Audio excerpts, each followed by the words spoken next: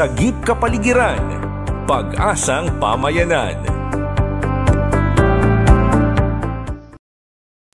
Malaki ang paniniwala ni Dante Andaya, miyembro ng Kaakbay at Timonan, na lulusot din sa Senado ang panukalang batas sa solar para sa bayan. Isang batas na posibleng siyang maging hudyat para sa malawakang pagyakap sa mga renewable energy tulad ng solar power. Sa naganap na public hearing sa Senado nitong nakalipas na Lunes, nandoon si Dante at ilang pa nitong kasama para ipakita ang pagsuporta sa naipasang House Bill number 8179. Ayon kay Dante, sa pagtatapos ng pagdinig ng komite, pinagsusumite sa susunod na hearing ng mga pagpapatunay ng pagiging mura nga ng konsumo sa kuryente mula sa solar power kumpara sa kasalukuyang gamit.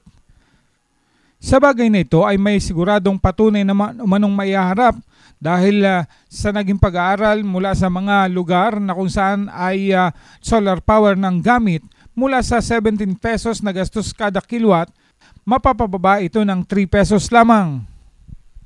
Re-resolbahin din umano ang issue ng sistemang pag-franchise dito. May suwestyon kasing bakit di na lang isang kumpanya ang mamahala. Naipasa sa Kongreso last December 2018 ang Solar para sa Bayan Corporation Renewable Energy Distribution Franchise. Pag-aari ito ni Leandro Libiste ng Batangas, anak ni Senator Loren Legarda. Ang solar na nagpailaw sa Paluan, Occidental Mindoro ng 24/7 na halos kalahating kamurahan sa mga electric cooperative ang isang halimbawa at nais mangyari sa iba pang lugar sa bansa. Ayon kay Dante, ang batas na ito ang mag-oobliga sa mga LGU para maglagay din ng ganitong source ng energy para sa ating kuryente. Mura na, hindi pa nakakapinsala sa ating kalusugan at kapaligiran.